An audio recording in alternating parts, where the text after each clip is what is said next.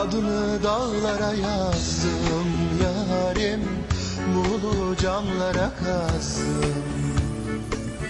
Kışın masal dinlemek zor yarim, hem ağladım hem anlattım. Adını dağlara yazdım yarim, Muğlu camlara kazdım.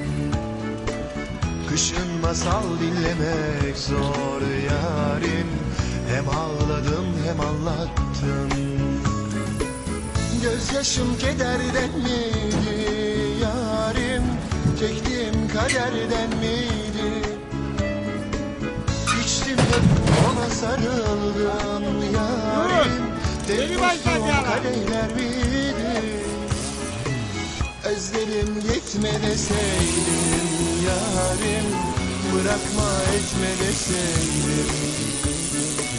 Şimdi ardıma bakmazdım yarim, elini tutabilseydim. Özlerim yetme deseydim yarim, bırakma etme deseydim.